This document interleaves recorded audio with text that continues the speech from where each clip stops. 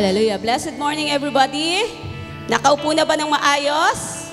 Amen. Kanina yung ating pong ginawang pagkanta, pagpanalangin, at the same time, pagkakaloob, it's our way of saying, thank you, Lord. Amen?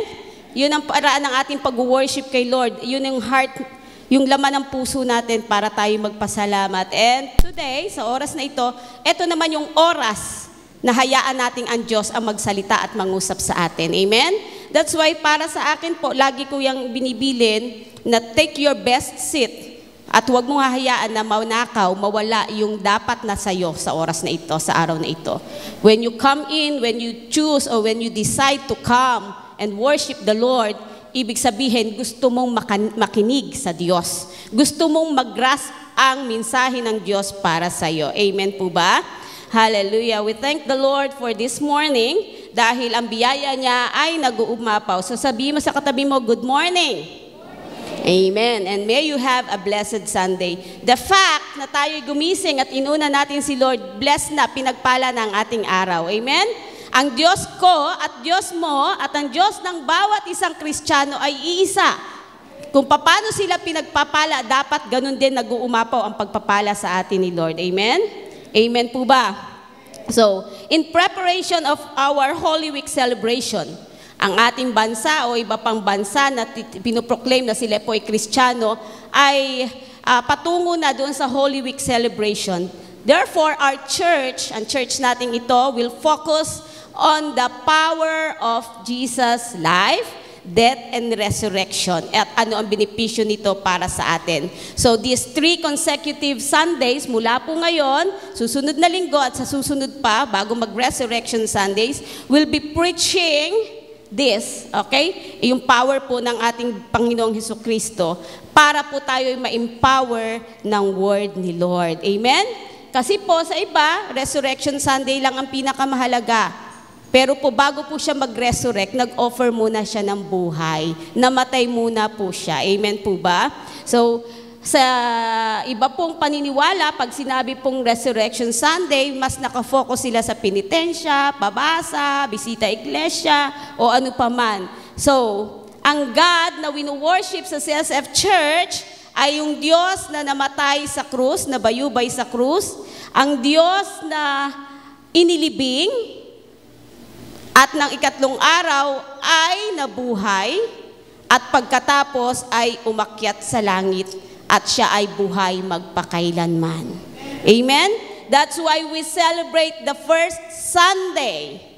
Sa Book of Acts, sa New Testament, ang araw ng pagsamba ay first day, Sunday, the first day of the week, Sunday. Kasi yun yung resurrection. Amen? Kaya may power na inuuna natin ang ating Panginoon. Tama po ba?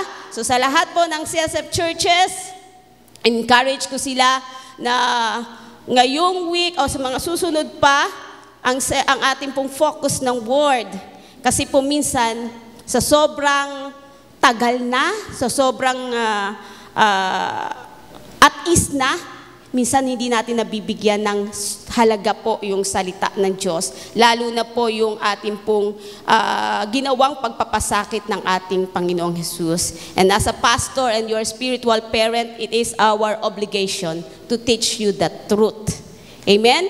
Turuan kayo ng katotohanan kasi baka po, I don't know, baka po some of you ay nadadala pa rin po kayo. Baka po hindi kayo maligo sa,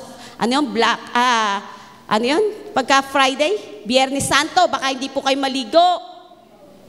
Mangamoy na kayo kasi kaisipan nyo pa rin ay patay ang Diyos. Okay? Bawal magkasugat ang mga bata kasi hindi matutuyo. Bawal maglaro. Yung bata gustong tumakbo, ayaw niyong patakbuhin kasi baka makasugat, hindi matutuyo ang sugat kasi patay ang Diyos. Amen? That's why, ito pong araw na ito, oras na ito, at sa mga susunod na linggo, sisimulan ko, and then sa Sunday po si Bishop, ipipreach po namin ang power ng Resurrection Sunday. It is the proclamation of death and resurrection and yung pagiging buhay magpakailanman ng ating Diyos. Minsan lang siyang namatay, inilibing, at nung nabuhay, umakyat sa trono, sa luklukan ng Diyos, sa kanang trono ng Diyos, at nananatili siyang naghahari po doon. Amen po ba? Amen. So, nais ko pong i-pinpoint po muna bago po tayo dumako sa Word of God. Bakit ayaw po? Ayaw po. Paki-check po nito. Okay, click please. Okay, everybody, let's read.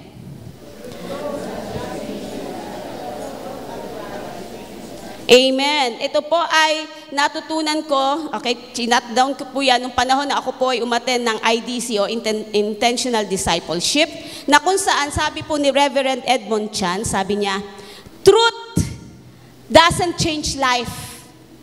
Ang katotohanan na hindi nakakapagbago ng buhay. Truth applied changes life.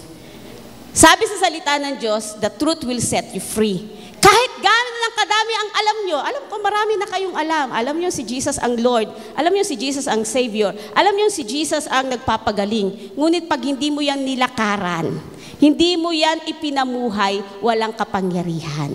So truth doesn't change life. It's not enough na alam mo. Kasi pag sinabing alam mo, nag-gain ka ng knowledge, nag-gain ka ng information. Pero pag hindi mo to hinakbangan, hindi mo to nilakaran, hindi mo in-apply sa iyong buhay, wala itong kapangyarihan. Amen po ba? Amen po ba? Ready na po ba kayong makinig ng katotohanan at pagkatapos ay ipamuhay upang patuloy na magbago ang ating buhay? Our Heavenly Father, we welcome your Holy Spirit sa aming kalagitnaan. Jesus, you are the truth. Your word is truth.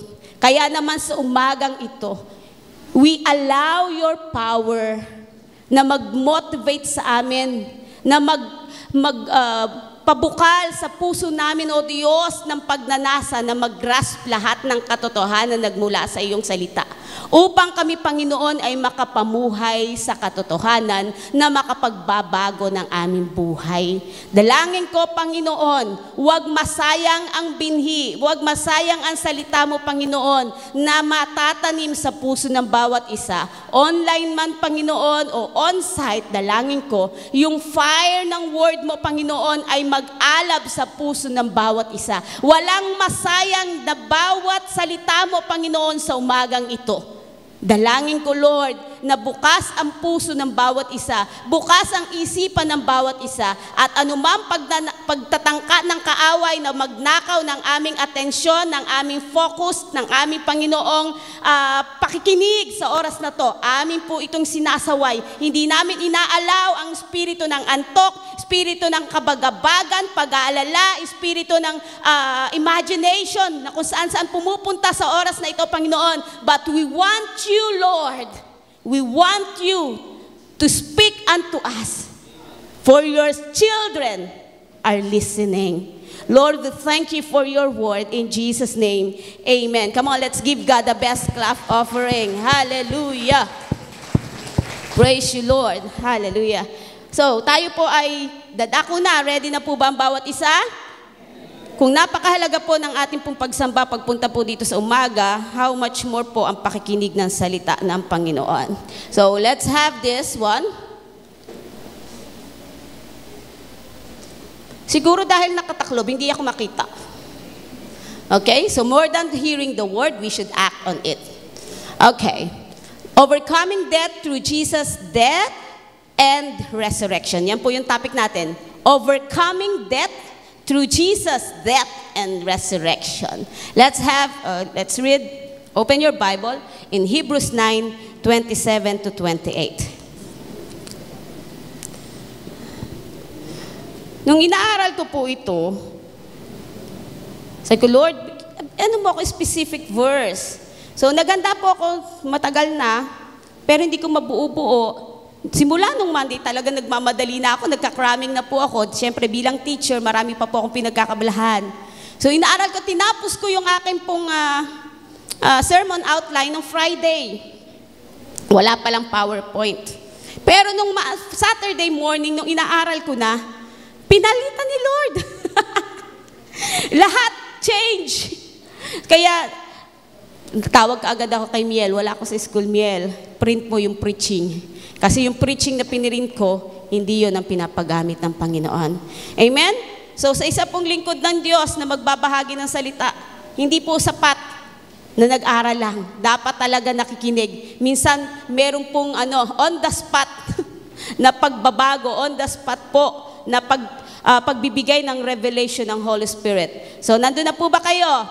Kaya po ito ang aking Biblia, binabasa po yan bago mag-tithes and offering. Kasi po gusto po natin na emphasize na ang pagkakaloob, pag-iikap po, ay galing po sa salita ng Diyos. Hindi po yan, ang tawag doon, doktrina lang ng church, kundi tayo po'y sumusunod sa salita ng Diyos. Amen?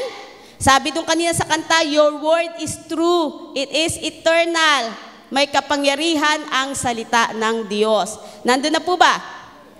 Sabi sa Hebrews 9:27 to 28. Ayan. Lalayo ko ng konti. Itinakda sa mga tao na minsan lang mamatay at pagkatapos ay ang paghuhukom. Gayun din naman, si Kristo'y minsan lamang inihandog upang pawiin ang mga kasalanan ng mga tao. Siya'y muling darating, hindi upang muling ihandog dahil sa kasalanan, kundi upang iligtas ang mga naghihintay sa Kanya. So let's give emphasis sa verse 27. Itinakda sa mga tao, sino yon? Ikaw at ako. Amen po ba? Ikaw ba yon at ako? Na minsan lamang mamatay.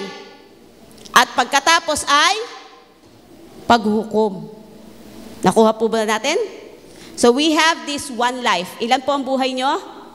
Isa lang. Nag-iisa lang po ang ating buhay. At sabi dyan, just as people are destined to die once, and after that, to face judgment. So yan po yung gusto ko pong i-share sa inyo. What is the message of Jesus' death? What is the message of Jesus' resurrection? Sa langit, sa mga anghel, sa atin bilang mga mananampalataya, ano ang dalang mensahe ng pagkabuhay ng Panginoong Hesukristo maging kay Satanas? Anong dalang kapangyarihan nito? Bakit sa ating mga Kristiyano mahalaga na ang ating Diyos ay nabuhay? Hallelujah! Amen po ba? Hindi patay, hindi na natili sa krus. Hindi na natiling nakapako ang inyong Diyos, ang aking Diyos. What is the power? What is the message of Jesus' resurrection maging kay Satanas at sa ating pong mga buhay? Remember Romans 6:23 says, for the wages of sin is death. So sin is a serious crime. Sabi mo sa katabi mo, ang kasalanan ay seryosong krimen. Huwag mong sabihin sa sarili mo lang, sa katabi mo. Sabi mo, ang kasalanan ay seryosong krimen. Kaya wag nating baliwalain. Wag po tayong mag-enjoy sa paggawa ng kasalanan. It is a serious crime before the eyes of our Lord. Kaya nga kinailangang si Jesus mamatay kasi siya yung kabayaran ng kasalanan. Amen po ba? Kailangang may mamatay kasi sa kautusan ang kabayaran ng kasalanan ay kamatayan. Now, ano po ang kahulugan ng kamatayan? Okay? What is death? According po sa pag-aaral, ang death is the greatest fear of man. Totoo po ba?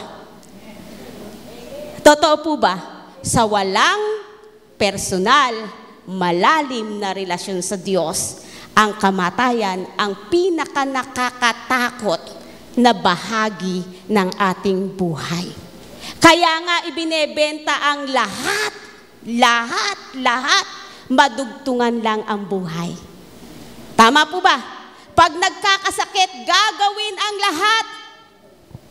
Punta kay Mercury, punta sa doktor, lahat gagawin. Wag lang mamatay. The greatest fear of man is death. And sabi doon, minsan lang yan darating sa buhay mo at sa buhay ko. At pagkatapos ay paghuhukom na. So according sa akin pong nabasa at pinag-aaralan, ang death daw ay a common denominator for all. Lahat ay mamamatay. Sabihin mo sa katabi mo, lahat ay mamamatay.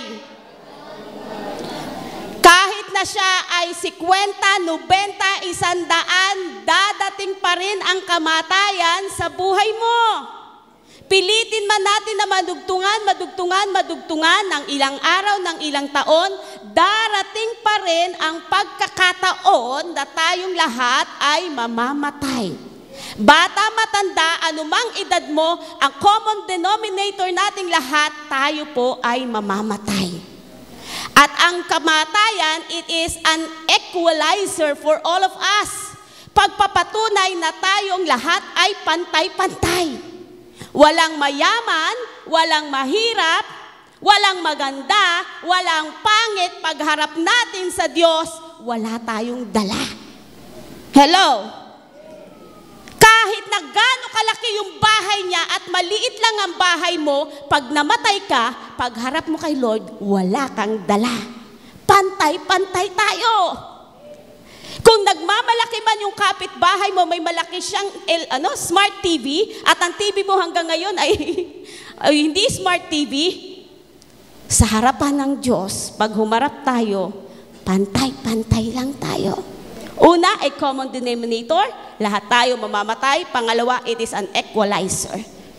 Kaya wala tayong karapatang magmalaki talaga eh. Ano man na na-accumulate natin dito sa mundong ito, wala yan sa harapan ng Panginoon.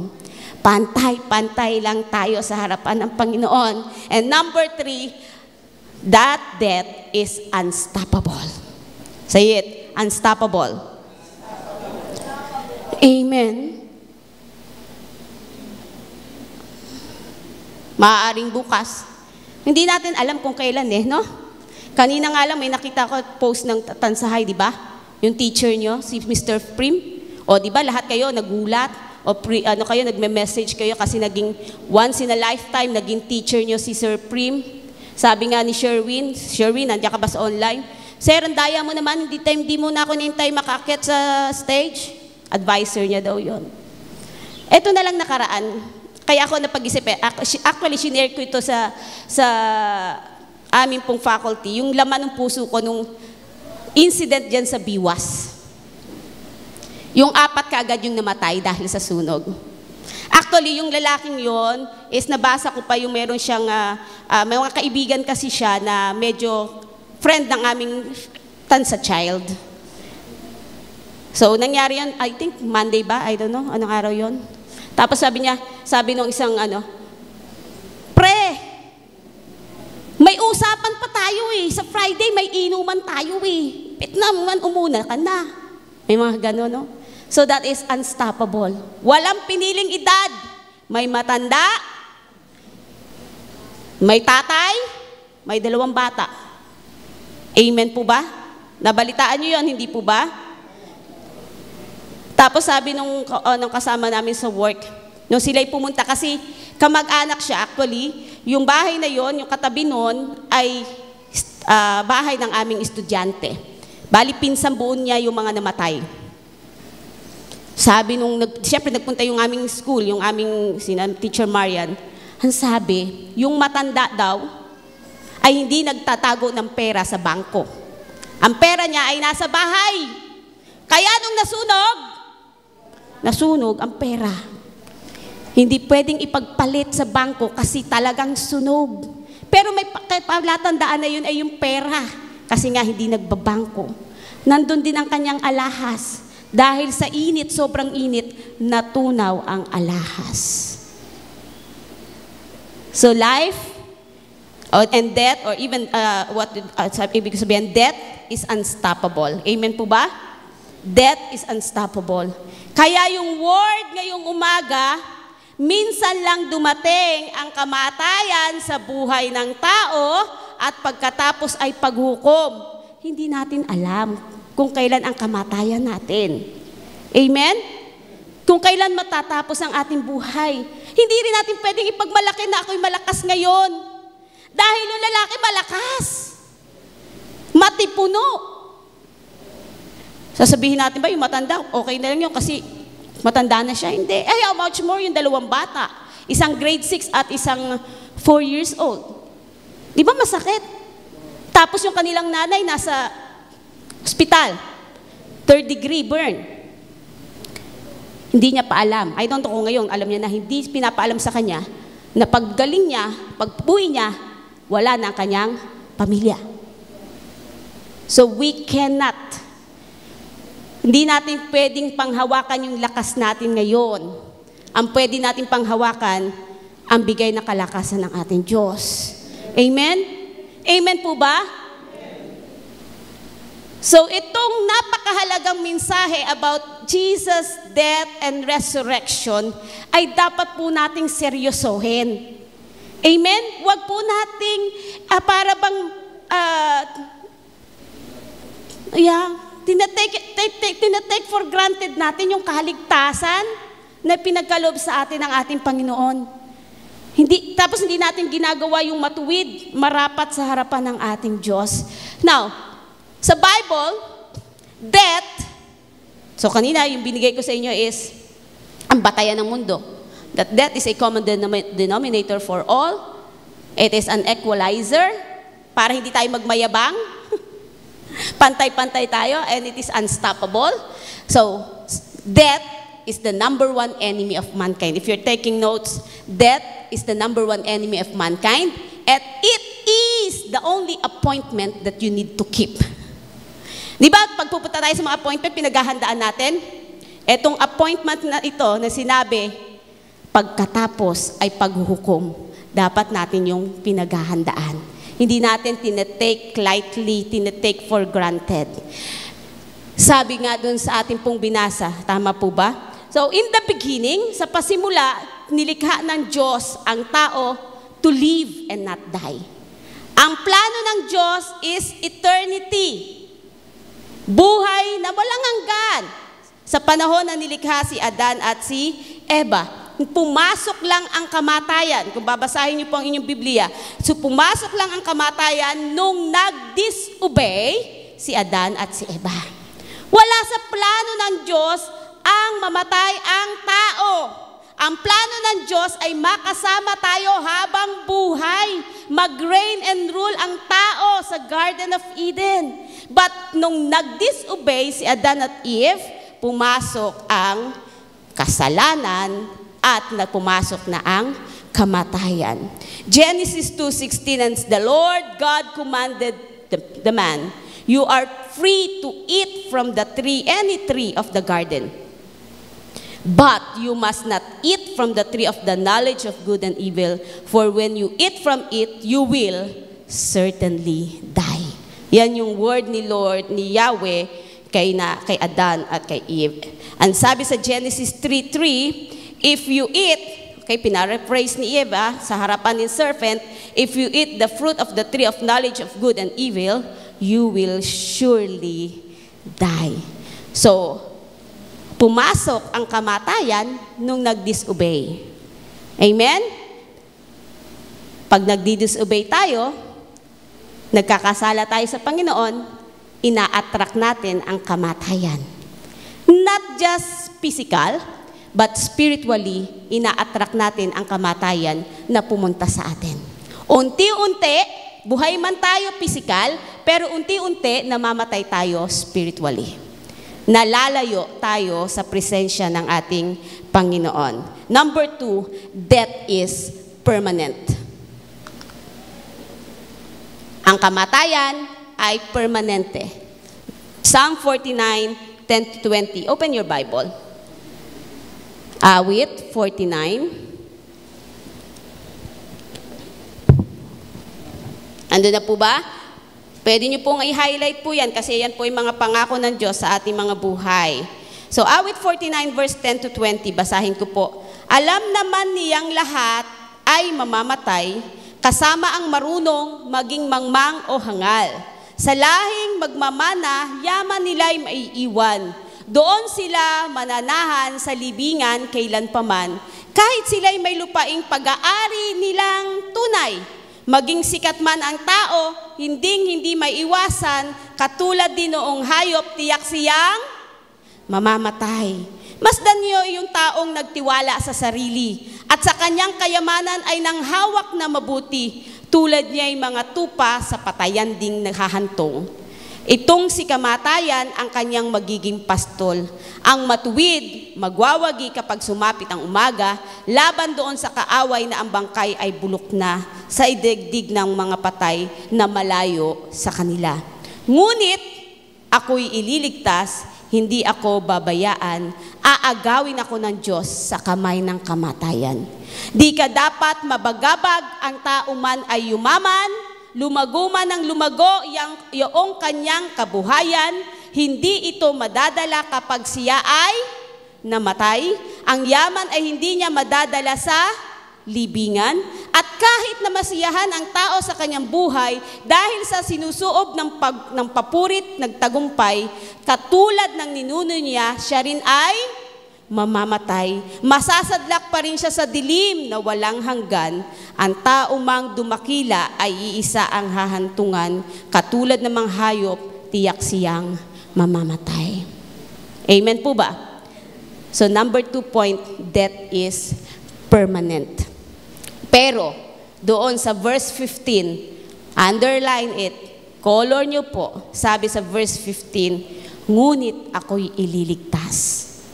Hindi ako babayaan, aagawin ako ng Diyos sa kamay ng kamatayan. Hallelujah. Amen po ba? Let's give God the best clap offering naman mga anak.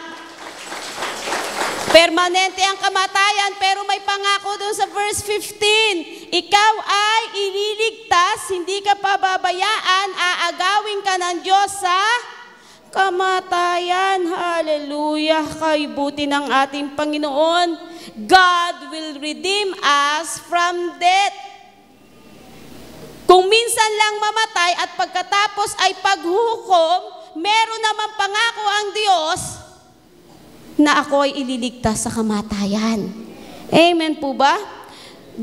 Another point po, number 3 is, death is the separation of the soul from the body. Paghiwalay ng ating kaluluwa sa ating katawang lupa. Okay? Naiintindihan po ba? Revelations 20 verse 14. Buksan po, Pahayag 20 verse 14. Kailangan po buksan nyo yung Biblia kasi ito ang ating matibay na pundasyon. Wala nang iba. Huwag kukuhanan tayo ng kalakasan kundi ang salita ng ating Panginoon.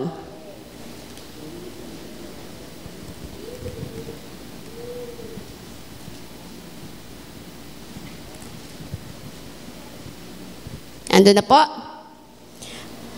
Pagkatapos ay tinapon din sa lawa ng apoy ang kamatayan at ang daigdig ng mga patay. Ang lawa ng apoy ang pangalawang kamatayan.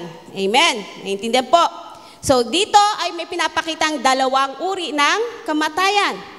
Okay, the first kamatayan is yung pag-separate ng ating kaluluwa sa ating katawan. Yung katawan na naiwan, yun yung ating inililibing. O yung katawan minsan ngayon, ang uso ay sinusunog. Yung iba ayaw ng sunog. Okay? Cremation. Yung iba naman, para makatipid, yun ang pipiliin. Pero pares lang yun. Yung katawan na yun, wala na. Di ba ilang araw lang pag inilibing, inilagay sa lupa, yan ay uuudin hanggang sa mabulok. Pero yung kaluluwa na humiwalay, yun ang patutungo sa pangalawang kamatayan. Pero ang good news sa mga anak ng Diyos, amen po ba? Sino po yun? Sino po yun? If you were born one time, you need to die 2 times. But if you were born, if you are born 2 times, then you only need to die once. Hello? Hello? Kung ikaw ay nabuhay, pinanganak ng 1 beses, mamamatay kang 2 beses. Pero kung pinanganak ka ng 2 beses, mamamatay ka ng 1 beses lang. Ano yun? Buksan natin, John 3 verse 3. John 3:3 and John 3:5. Para bigyan po natin ng punto, sabi ni Jesus, sumagot si Jesus ang nagsasalita. Tandaan mo ang sinasabi kong ito, malibang ipanganak na muli ang isang tao, hindi niya makikita ang paghahari ng Diyos. Pag hindi ka pinanganak na muli, hindi mo makikita ang paghahari ng Diyos. Pero pagdating sa verse 5, sumagot na naman si Jesus. Tandaan mo ang sinasabi kong ito. Maliban ang isang tao ay ipanganak sa pamamagitan ng tubig at espiritu, hindi siya makakapasok sa kaharian ng Diyos.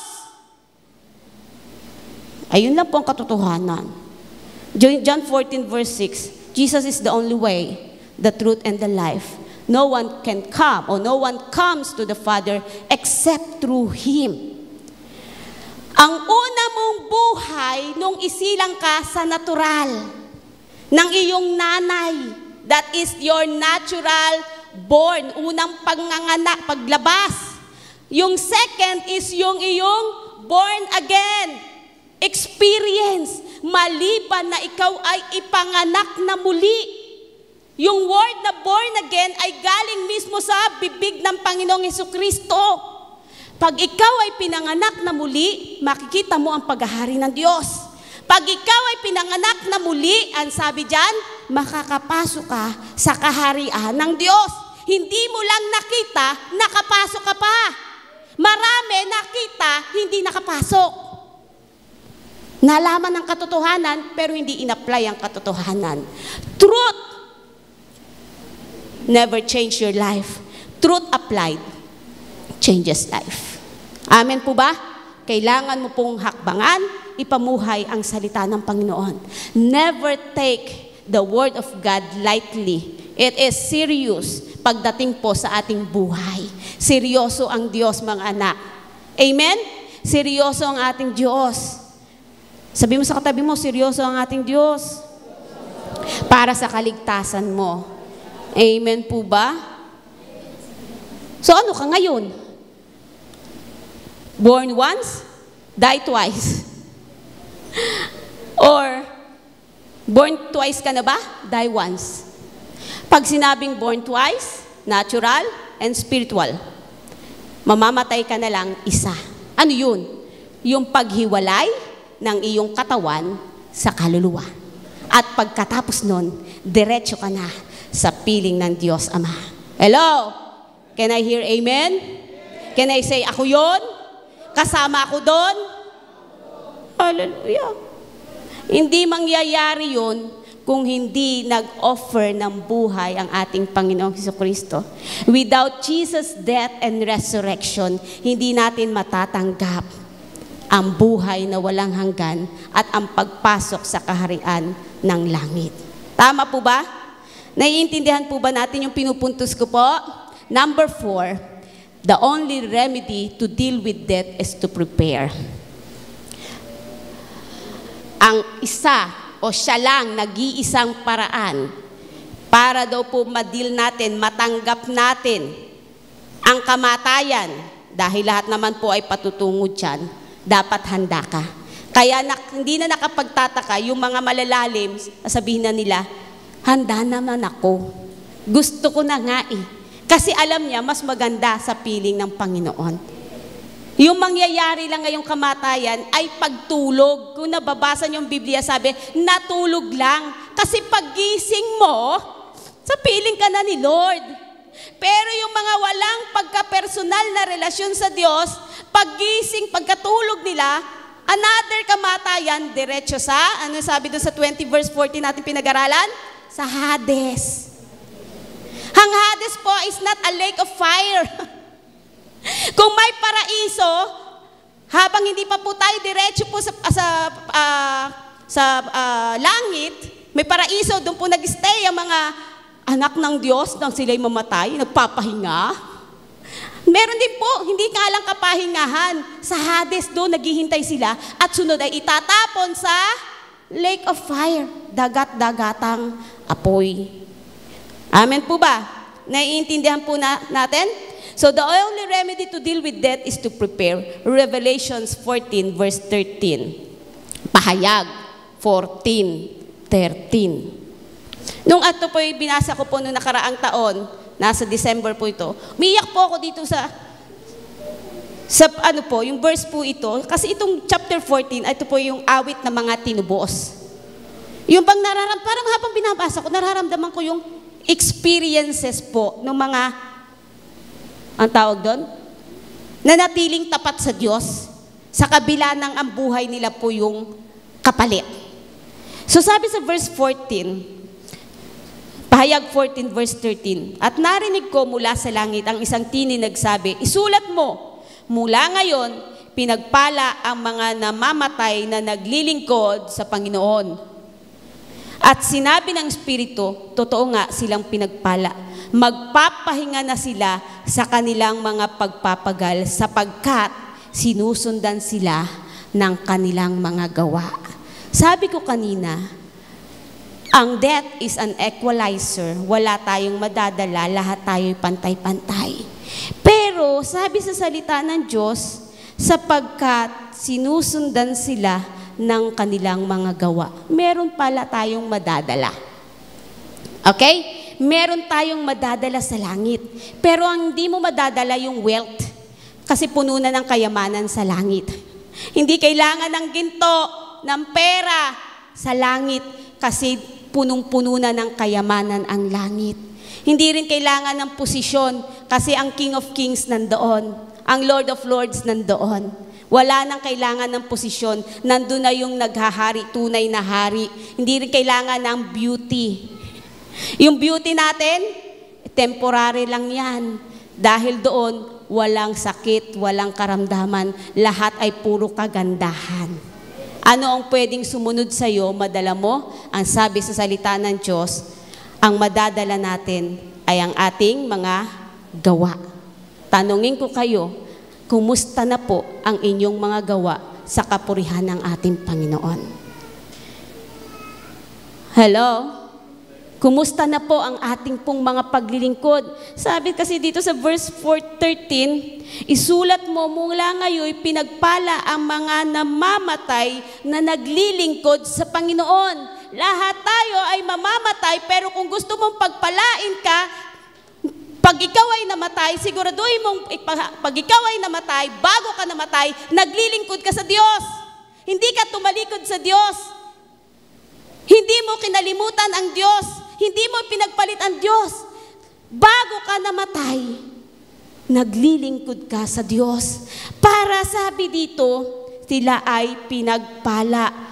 Magpapahinga na sila sa kanilang mga pagpapagal sapagkat sinusundan sila ng kanilang mga gawa. Yun ang madadala natin sa langit, ang ating mga mabubuting gawa. Hindi ang iyong mabubuting gawa ang magliligtas sa iyo. Ang kaligtasan ay libre mong natanggap mula sa Diyos. Pero ang pagpasok sa langit, hindi po yun libre. Inuulit ko, ang kaligtasan ay desisyon mo nung tinanggap mo ang Panginoong Hesukristo dito sa lupa. Pero kailangan, you have to work out your salvation. Huwag mong hayaang mawala. Huwag mong hayaan na ito ay pagwalang bahala. Kaya sabi ni Paul, work out your salvation. Resulta, ang mga mabubuting gawa dahil natanggap mo ang kaligtasan ng Panginoong Hesukristo at patuloy kang gumagawa ng mabuti, gumagawa ng mga nakalulugod at karapat-dapat sa Diyos dahil iniligtas ka ng Panginoong Hesukristo. Hindi mo mapapantayan yung pagbibigay niya sa iyo ng kaligtasan eh. Ang kaya mo lang gawin, gumawa ng mabuti para sa kanyang kapurihan. Huwag niyo sabihin, bakit kung sabihin, papunta sa langit pag nag-salvation na ako? Bakit yung kasama ni Jesus Christ? Sabi ni Jesus Christ ngayon din, pupunta ka sa paraiso. Kasi wala nang time para siya mabuhay sa kasalanan. Nung nagsisi siya sa kasalanan, kasabay siyang namatay kay Kristo. Tama ba? Sila ay nandoon sa krus. Yung isa hindi nagsisik. Yung isa, sabi niya, kung ikaw ang Diyos, O, bumaba ka, tanggalan mo, ligtas mo kami. Pero yung isang sabi niya, ano sabi? Panginoon, alalahanin mo ako pag nandun ka na sa paraiso. Inamin niya, sinabi niya, itong si Kristo, tayong dalawa, pa tayong mamatay dahil tayo ay may krimeng ginawa. Pero ito si Kristo, wala siyang ginawa para magtamuhin niya yung kamatayan. So may confession siya na si Jesus ay walang kasalanan at tinanggap niya na si Jesus ang paraan para siya ay maligtas. Kaya sabi ni Jesus, ngayon din isasama kita sa paraiso. Kasi automatic yun, patay. Wala nang panahon para siya mabuhay dito sa mundong ito at magkasala. Ang kaligtasan ay libre. Libre mo natanggap. Hindi natin pinagpaguran. Pero yung kaligtasan na nasa iyo, kailangan mo lagi iniingatan. Huwag nating ipanakaw sa kaaway. Amen po ba? Naiintindihan po ba natin ang salita ng Panginoon? Kung hindi pumasok ang kasalanan, walang kamatayan. Kaya kailangang may mamatay para mabayaran ang kasalanan. Kailangan pa may mamatay. At yung namatay, yung hari pa ng mga hari, Panginoon ng mga Panginoon. Kasi siya lang yung may pasado sa standard ng mundong ito. Amen po ba?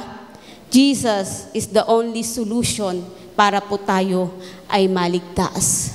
Sabi sa 1 Peter 1:18-19, buksan niyo po ang inyong pong Biblia. Unang Pedro, hinahayaan ko pong nasa English yan para yung sa iba. Alam niyo po ba, nung Tuesday, meron po nagpa-pray sa atin. Online, hindi ko po kilala. Tapos sabi niya, I'm from Kenya. Wow, hindi ko alam kung sino nagpasa sa kanya ng link natin. Yung ano niya, hinihiling niyang kagalingan, kailangan ko pang basahin mabuti kasi syempre iba yung pagkaka-English. Pero sabi ko, wow. Sabi niya, please pray for me. I am not pregnant. But I have this, masakit daw yung kanyang tiyan. Stomach nga eh. Di ba, pag yung matres, di ba? Hindi naman siya stomach. Pero yun ang English translation niya, tiyan. So, at hindi siya nagkakaroon ng menstruation. So, yun ang prayer niya. So, hindi ko alam kung PCOS ba yun or what. Only God knows. Nandun na po ba kayo? 18. Alam ninyo kung ano ang ipinantubo sa inyo sa walang kabuluhang pamumuhay na inyong minana sa inyong mga magulang. Sino tong magulang na ito? Si Adan at Eva, yung namana nating kasalanan. Tinubos kayo sa hindi sa pamamagitan ng mga bagay na nasisira tulad ng ginto o pilak, kundi sa pamamagitan ng mahalagang dugo ni Kristo. Siya'y tulad ng korderong walang dungis at kapintasan. Amen? Saan daw tayo tinubos? Anong pinantubos sa atin? Tinubos kayo hindi sa pamamagitan ng mga bagay na nasisira tulad ng ginto o pilak, kundi sa mahalagang dugo, sa precious blood ni Jesus. Itong sabi niya, walang kabuluhang pamumuhay, walang kwentang buhay na ito sa harapan ng Diyos mahalaga. Kaya ikaw at ako ay nakaranas, nakatanggap ng kaligtasan. Pero basahin mo yung verse 17. Sabi sa verse 17, walang kinikilingan ang Diyos. Hinahatulan niya ang mga tao ayon sa mga ginawa nila. At dahil tinawag niyo siyang Ama, mamumuhay kayong may takot sa Kanya habang kayo'y nasa mundong ito. Amen? Amen po ba? Walang kinikilingan ng Diyos. Pantay-pantay tayo sa harapan ng Panginoon. Yun lamang, yung sumusunod sa Kanya, nakakaranas, nakikita yung pabor ng Panginoon. Kasi yung hindi sumusunod, ang lahat na nakikita niya, puro kasawian. Puro pagrereklamo. Hindi niya makita yung pagpapala, yung mga blessings na binubuhos ng Panginoon. Pero sa totoo, walang kinikilingan ng Diyos. Sabi nga, di ba, parehas niyang pinapasikat ang araw, pinapaulan, sa mabuti at masama. Walang kinikilingan ng Diyos. Ang nakaka-appreciate lang ng beauty, ng blessings, ng favor ni Lord, yung mga sumusunod sa Diyos. Amen? Kaya idinideclare niya ang kabutihan ng Panginoon. You know, Satan has no power over us. Sabi mo sa katabi mo, walang kapangyarihan si Satanas sa buhay mo. Kaya ang tinitira ni Satanas, Kasi wala siyang karapatan eh. Bakit? Bayad na eh. Naiintindihan niyo ba? Binayaran ni Kristo ang ating buhay. Lahat paid na. At maging mga susunod pa natin pagkukulang pagkakasala, bayad na. Kaya walang power si Satan. Kasi in the name of Jesus, by the blood of Jesus, nilinis na tayo, pinatawad na tayo. 100% clean ka sa harapan ng Diyos because of Jesus. Kaya walang power sa iyo si Satan. Ang kaya niyang gawin, maglagay sa iyo ng mga, mag-input sa iyo ng mga pagdududa sa salita ng Diyos. Yun lang ang kaya niyang gawin. Amen? Kaya niya tinitira ang salita ng Diyos para pag nagduda ka, ikaw mismo ang magpapabaya sa relasyon mo sa Diyos. Wala siyang kakayahan na ilayo ka sa Diyos. Tandaan niyo yan. Wala siyang kakayahan na bigyan ka na hindi ka makatanggap ng kagalingan mula sa Diyos. Ang kaya niya lang gawin, lagyan ka ng input, pagdudahan mo ang salita ng Diyos para mawala yung pananampalataya mo, manakaw yung pananampalataya mo. At pag nagduda ka na sa salita ng Diyos, susuway ka na sa salita ng Diyos. Hindi mo na siya pagtitiwalaan. Amen po ba? Naiintindihan po ba natin? Walang power sa iyo. Sabihin mo sa katabi mo, walang power sa iyo si Satanas. Kaya tayo ay victorious. Kaya tayo ay overcomer kasi wala siyang power sa iyo. Amen? So, what are the benefits? Ano ngayon ang makukuha natin? Ano ang benepisyo ng kamatayan at pagmuling pagkabuhay ng Panginoong Hesukristo? Kung ang sinabi, once ka lang mamamatay at kahatulan na. So, what are the benefits? Sabi sa verse 28 po ng Hebreo na ating pong binasa, ang sakripisyong ginawa ng Panginoong Hesukristo ang siyang magbibigay sa atin ng kaligtasan. Sa ating mga mananampalataya, hindi kahatulan na tayo po ay magdurusa, kundi salvation, kaligtasan po. Ang muling pagbabalik ng Panginoong Hesukristo, salvation or judgment, tayo po ay nasa salvation. Amen? At patungo tayo sa kaharian ng Diyos. Number 1 point po ng benepisyo ng pagkamatay ng Panginoong Hesukristo, He removes our transgressions. Tinanggal niya ang ating pong mga transgression, ano yun? Kasalanan eh. Pero sa Tagalog, pag tinignan mo yung transgressions, pagsuway, pakicheck nga, iba po kasi ang ibang term po dyan, transgressions, pagkasuway. Psalm 103 verse 12, kung gaano kalayo ang silangan sa kanluran, gayon din niya inalis sa atin ang ating mga kasalanan. Naalala ko na, share ko na sa inyo to, no? Bakit kaya silangan at kanluran yung ginamit na measurement? Kasi po, hindi po ma-measure po yung point ng east sa west. Ibig sabihin, ang binigay sa ating kapatawaran ni Lord, unlimited. Hello? Kung gaano kalayo ang silangan, ang kanluran sa silangan, ganon ni Lord, inalis ang lahat ng ating mga pagsuway. Efeso 1 verse 7, ang sabi dyan, mula sa dugo ng Panginoong Hesukristo. Nandun ba kayo? Buksan yung Biblia niyo po. Maaga pa, 10:28. Establish tayo sa word. Ang nipis. Ephesians 1 verse 7 ang sabi dito, tinubos tayo ni Kristo sa pamamagitan ng kanyang dugo at pinatawad ang ating mga kasalanan. Ganon kasagana ang kanyang kagandahang loob. Sa equipping po, sa discipleship ng ating pong church tuwing Wednesday, na ituro ko na to, there's a difference between sin, iniquity, and transgression. When you say sin, you miss the mark. Ito ang binigay sa iyong kautusan, dapat gawin, hindi mo nagawa, therefore ikaw ay nagkasala. When we say iniquity, ito ay inward motivation that drives you towards sin. Hindi mo siya ginawa, eksakto, actual na ginawa, pero sa isipan mo, nagkakasala ka na. Hello? Kaya nga sabi ni Jesus, lalo na sa mga Pharisees, di ba? Kasi mga hipokrito daw yon, sabi ni Jesus, hindi ako, si Jesus. Kasi hindi naman sila nag-a-adultery. Adultery?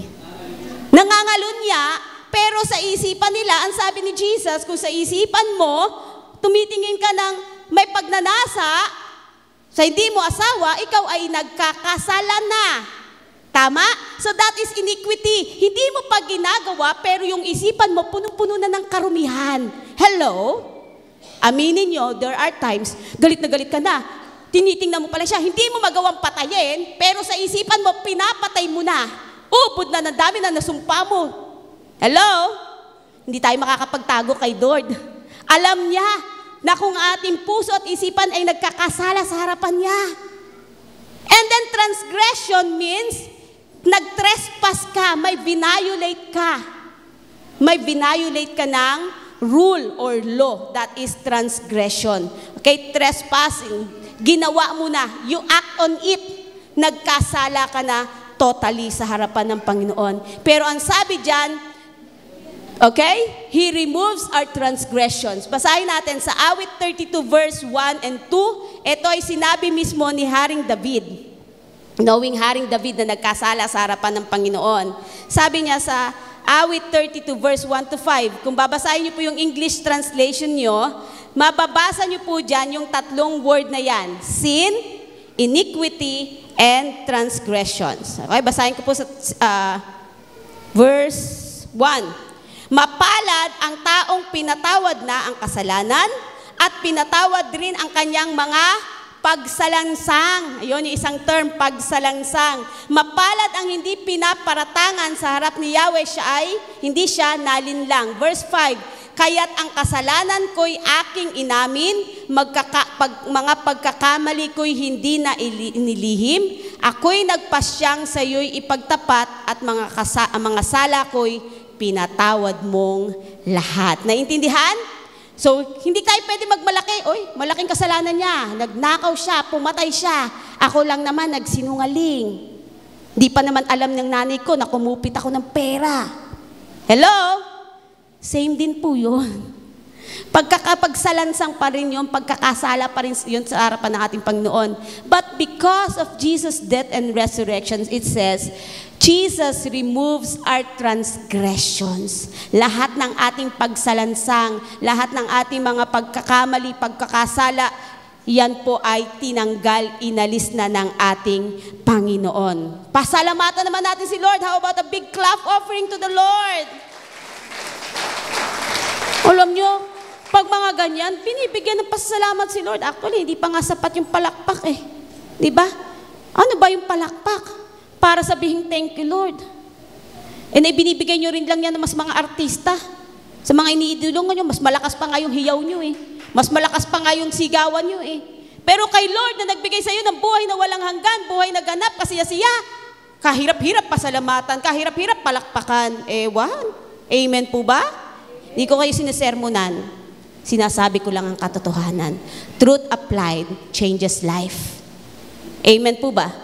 Truth applied changes life. Number 2, because of Jesus' death and resurrection, Jesus remembers our sin no more. May amnesia ba si Jesus? May amnesia ba ang ating Diyos Ama? Wala. Hindi niya sinabing, I forget. God never forgets.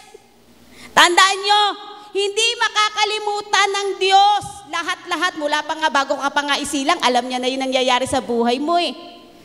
Mula sa bahay bata ng iyong nanay, alam ni Lord ang nangyayari sa buhay mo. Paano niya makakalimutan? But He choose to remember no more. Di niya naalalahanin pa yung kapalpakan mo, pagkakasala mo, pero yung asawa mo, paulit-ulit kang humingi ng sorry. Bukas okay, mamaya hindi. O, pinatawad na kita, pag naalala, ayan ka na naman, balik ka na naman.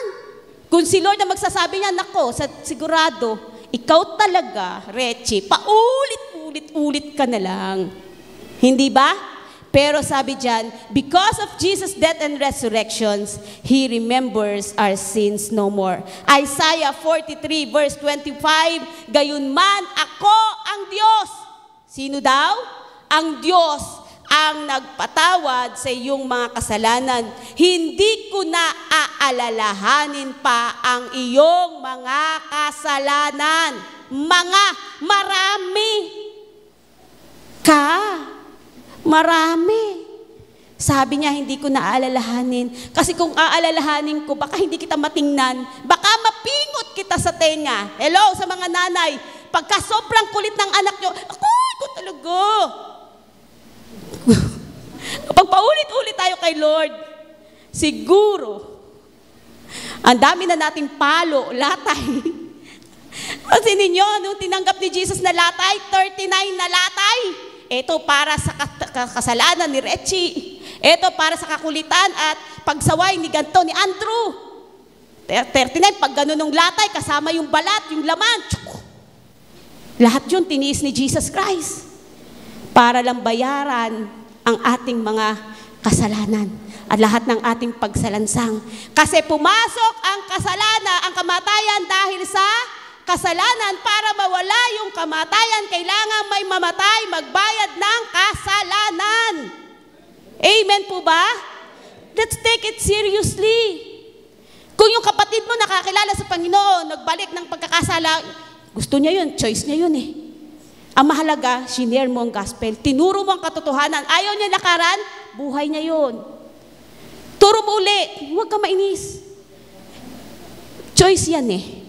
Tama ba?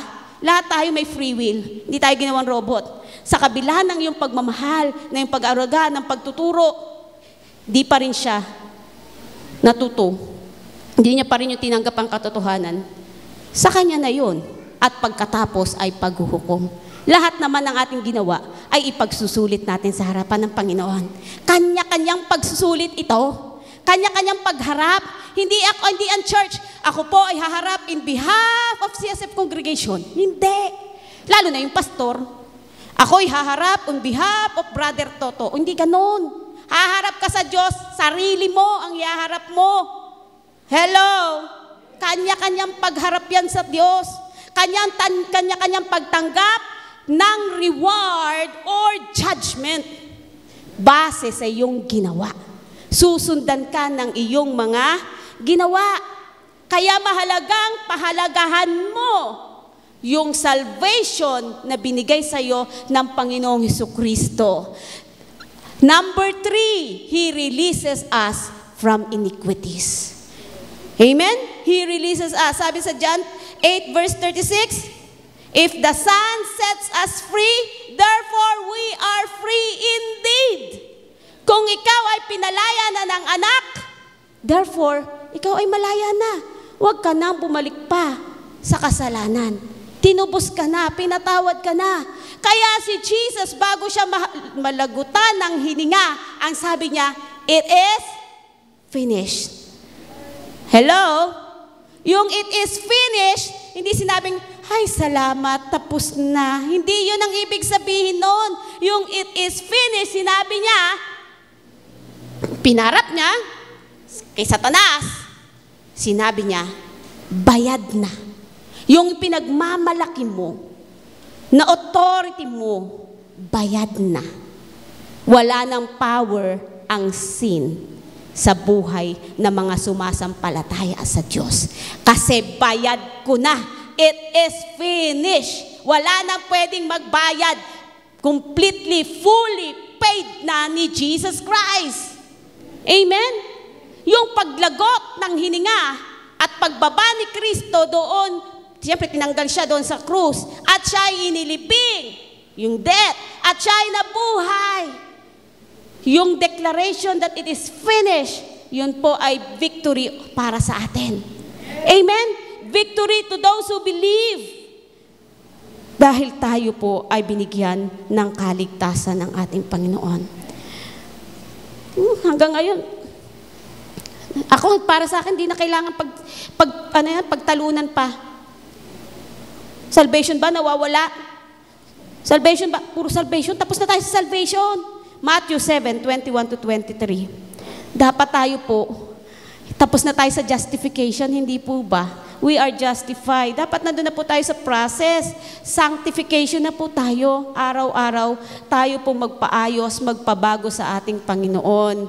Matthew 7:21 to 23. Amen. Ito po yung sagot. Sa mga hanggang ngayon, hindi pa rin niya alam. O, gumawa ako ng kasalanan, di ba ako mapupunta sa langit? Hindi po yun. Eto, basahin natin.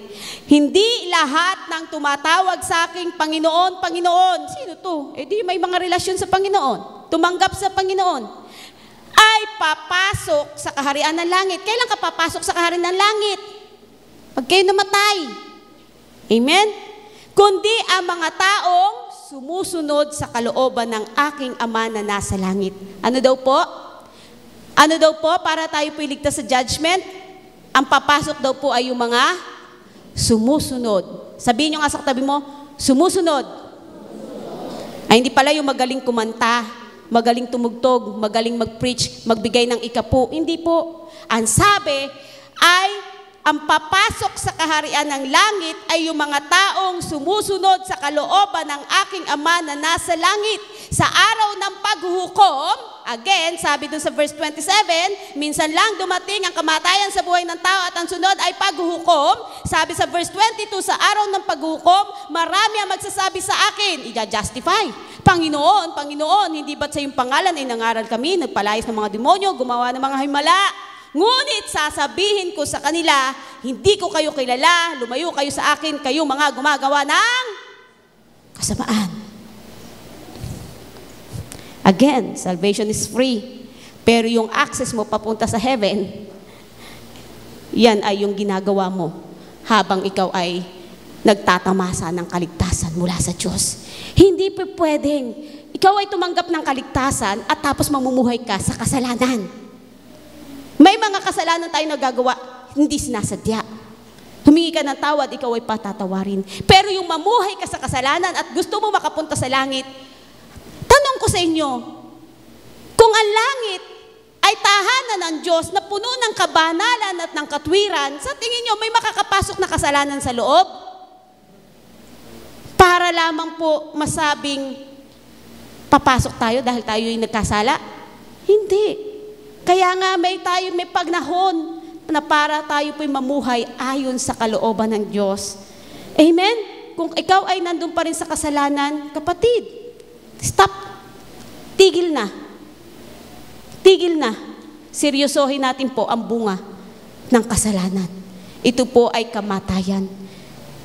Sa pangalawang kamatayan mo, malalayo ka na sa presensya ng ating Panginoon. Colossians 1:22. But now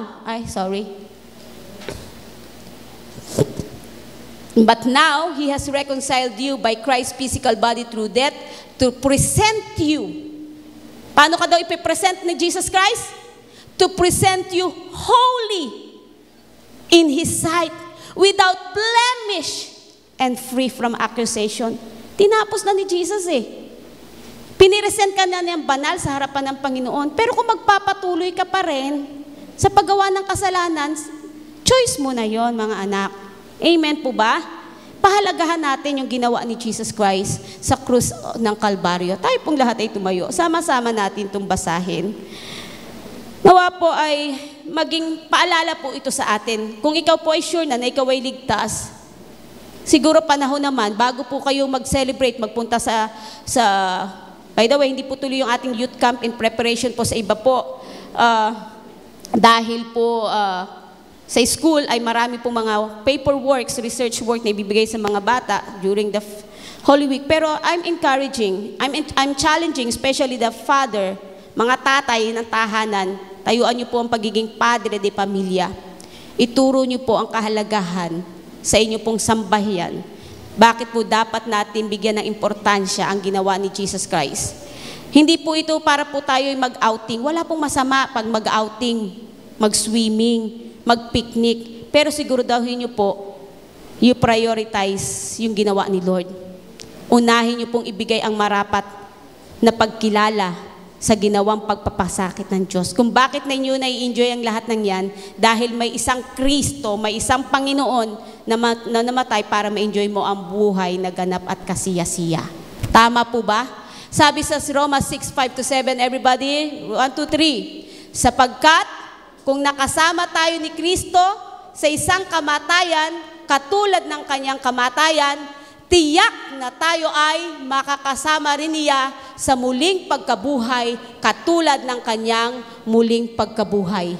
Alam natin na ang dati nating pagkatao ay naipako na sa krus kasama niya upang mamatay ang ating makasalanang pagkatao at nang hindi na tayo maalipin pa ng kasalanan. Lastly, verse 7, sapagkat ang namatay na ay pinalaya na mula sa kapangyarihan ng kasalanan. Di ba marapat natin siyang pasalamatan? Di ba marapat natin siyang, pag tayo po'y nag-take ng komunyon, Lord, thank you Thank you so much, Lord Hindi man ako deserving. Ako nga yung pinakamasama, pero still pinatawad mo ko. Pantay-pantay kami nakatanggap ng biyaya at habag mo. Siguro naman panahon na, no? Tumino na tayo. Sabi mo sa katabi mo, tumino na tayo. Maglingkod na tayo. Hindi ko sinabing hindi kayo matino. Yung word na yun is pagpapaalala sa atin. Ang laking ginawa sa iyo ng Diyos. Hindi nga sapat Para sa akin, hindi nga sapat yung Sunday lang Every day is a day to thank the Lord. At habang may panahon ka, may lakas ka, maglingkod ka sa Panginoon. Nakakapagod man ang mundo, nakakapagod man ang hamon ng buhay, pero may isang Diyos na hindi napagod magmahal sa'yo. Hindi napagod magpatawad sa'yo. Hindi napagod magpatawad, maglinis, umunawa sa'yo. Siguro hindi pa sapat yung oras na binibigay ko. Para in my part, hindi pa tapos, Lord, ako sapat para magpasalamat sa'yo. Hindi ko masabing, Lord, hindi naman ako sobrang masama. Hindi naman ako katulad nila. Kasi sa harapan ni Lord, wala naman talagang kahit isa na nakaabot sa kaluwalhatian ni Lord. Walang matuwid kahit isa. Lahat tayo ay nagkasala sa harapan ng Panginoon. At lahat ng yan, binayaran ni Lord. Sino ako para magmalaki na nakakatayo sa harapan nyo? Para mangaral ng salita ng Diyos. Ganito ako katapang. Ganito ako ka-eager na i-share ang word. Dahil naranasan ko yung pagpapatawad ni Lord. Naranasan ko yung pagbibigay niya sa akin ng oportunidad na makapaglingkod sa hari ng mga hari, Panginoon ng Panginoon. Naranasan ko na pahalagahan at mahalin ang nag-iisang Diyos. Naranasan ko ang kabutihan ng Panginoon sa aking buhay. Kaya marapat lamang siyang tumanggap ng aking pagpapasalamat, pagsamba at paglilingkod. Deserve ang Lord sa lahat ng ito. Deserve ang Lord sa lahat ng aking mga pagkakaloob. Hindi ko kaya magpalaki, Lord. Ang laki ng binigay ko sa church. Hindi yan makakalagpas sa binigay ni Lord na kaligtasan sa akin at buhay na walang hanggan. Oh Lord, we honor you. We thank you. We bless your name. Tulungan mo kami, Panginoon, right now, mag-decide sa aming mga buhay. Seryosohin na namin, Panginoon, ang aming relasyon sa iyo, Panginoon. Huwag na kami mamuhay pa sa kasalanan sapagkat binayaran mo na ang lahat ng yan, Panginoon. Remember, sin is a serious crime sa harapan ng Panginoon. May kailangang mamatay at magbayad para lamang tayo matubos sa kasalanan na nagdulot sa atin ng kamatayan. Jesus Christ snatched all of us over the power of the enemy by His blood and through His blood. Above all powers, above all kings, above all nature and all created things, above all wisdom and all the ways of man. You were here before the world began. Above all kingdoms, above all thrones, above all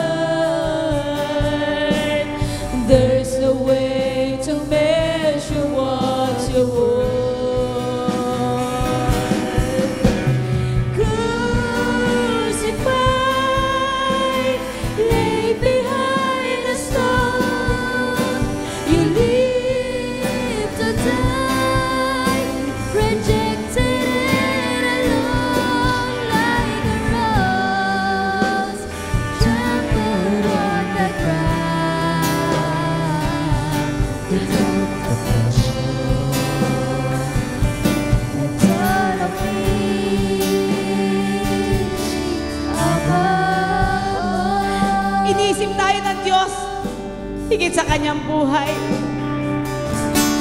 Above all powers, above all kings, amen, Lord. above all nature and all created things. Thank you, Jesus. Above all wisdom and all the ways of man. You were here before the world began. Above all kingdoms, above all thrones, above all wonders the world has ever known, above all wealth and treasures of the earth. There's no way to measure what you want. Jesus, you were crucified. Crucified, laid behind the stone, you lived to die, rejected and alone like a rose, trampled on the ground. You took the fall And thought of me above all.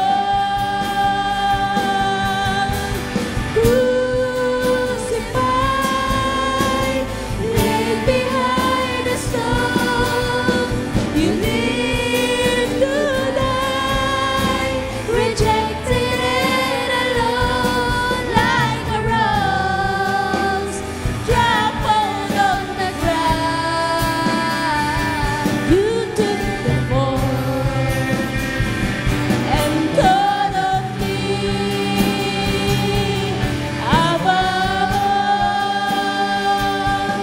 like a rose, trampled on the ground. You took the fall and thought of me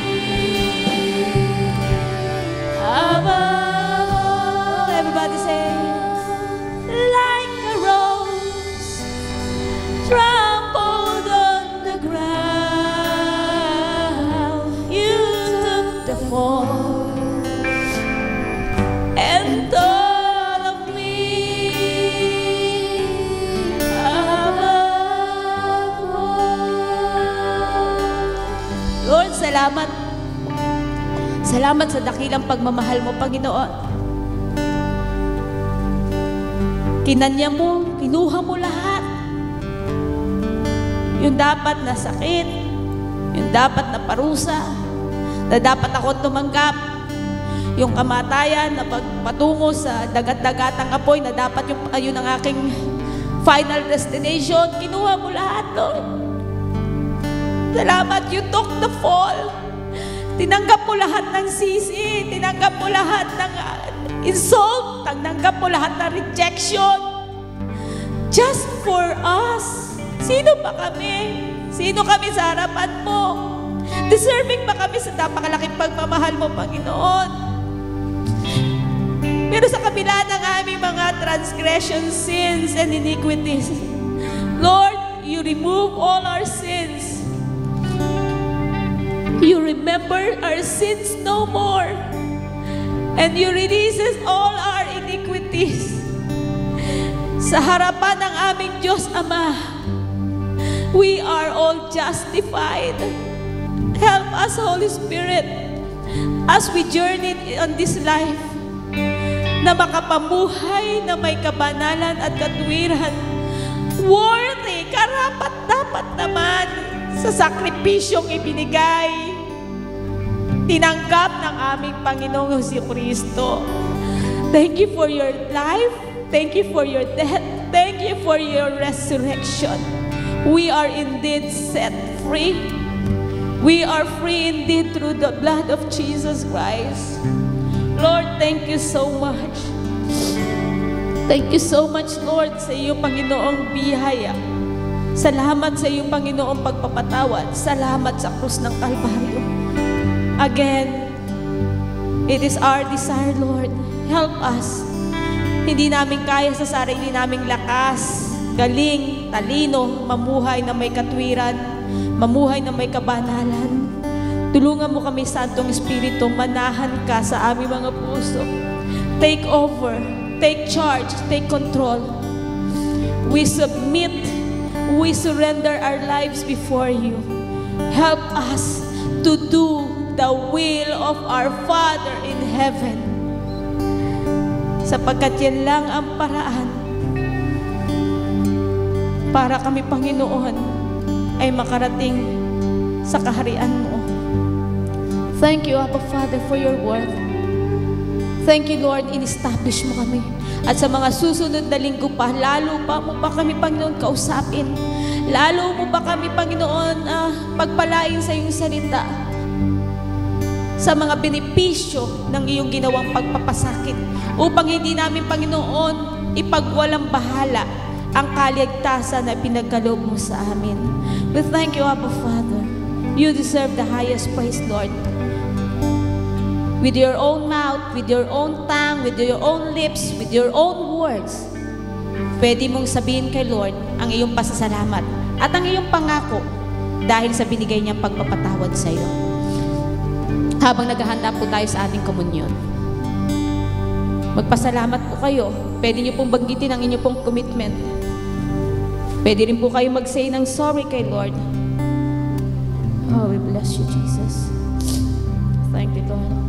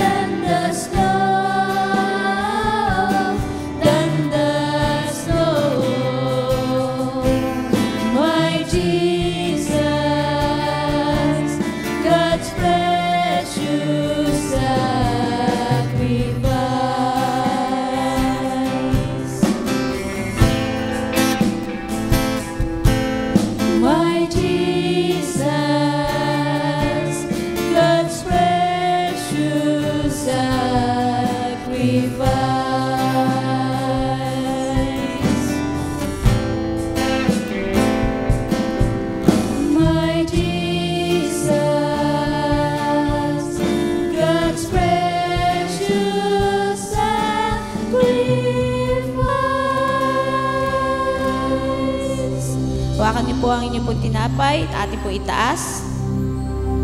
Sapagkat ito ang turo na tinanggap ko mula sa Panginoon at binibigay ko naman sa inyo noong gabing siya ay pagkanulo. Ang Panginoong Jesus ay dumampot ng tinapay, nagpasalamat at pinagpirapira iyon at sinabi, ito ang aking katawan na inahandog para sa inyo. Gawin ninyo ito bilang pag-alala sa akin. Salamat Panginoon sa iyo, O Diyos, pagpapakasakit sa pagkabayubay sa krus ng Kalbaryo. Salamat sa mga natanggap mong latay. Ang katawan mo, Panginoon, ay nagkasugat-sugat, dumugo, para kami, Panginoon, ay mabigyan ng kaligtasan at buhay na walang hanggan. We thank you so much po sa iyo, Panginoon, ginawa ang ito sa pangalan ni Jesus. Amen. Sabay-sabay po natin kainin. Matapos maghapunan, dumampot din siya ng kopa. Tapos po natin ating mga kopa, ang ating saro. At sinabi, ang kopang ito ang bagong tipan na pinagtitipay ng aking dugo. Tuwing iinumin nyo ito, gawin nyo itong pag-aalaala sa akin, Lord. Dahil hindi lamang kaligtasan ng dulot, Panginoon, ang kayong pagkabayubay sa krus. Ang dugo, Panginoon, na nabubuo, Lord, ay hindi lang naglinis sa amin, kundi nagbigay sa amin, Lord, ng assurance na maging ang aming mga karamdaman, mga sakit, ay iyong, Panginoon, pinagaling. Lahat sa iyong latay, Panginoon, ay nagdulot, Panginoon, ng kagalingan. Kaya naman, aming Panginoon, pinagpapasalamat ang lahat ng iyong, Panginoong, pagmamahal. Ang iyong pagbuhos ng dugo ay pagpapakita ng iyong napakalaki at dakilang pagmamahal sa bawat isa. We honor and thank you in Jesus' name. Amen. Come on, let's give God the best clap offering. Hallelujah. The best clap offering. Bless you, Jesus. Taas po natin ating mga kamay. Lord, ang aming mga kamay na ito na nakataas ay nagsasabing, Lord, we surrender everything to you, Panginoon. Wala kaming pagmamay-ari, wala kaming hawa. Ang lahat, Panginoon, maging nag-iisang buhay na ito ay pagmamay-ari mo na, Panginoon. Nawa, O Lord, ang buong isang linggong ito ay magdala ng katagumpayan sa iyong mga anak, puno ng probisyon, puno ng pagpapala, puno ng proteksyon, sapagkat ang mga anak mo, O Diyos, ay ginawaran mo na ng double portion of your anointing of blessings and favor. We thank you, Abba Father. We thank you, Jesus, sa iyong kapayapaan na siyang nagdumadaloy sa bawat isa at higit sa lahat, sa araw-araw na pakipisan ng Santong Espiritu. We honor you, we bless you, we thank you. In Jesus' name, amen and amen. God bless everybody and be a blessing. Hallelujah! See you next Sunday. Para sa youth, before 2 p.m. po tayo for our mentoring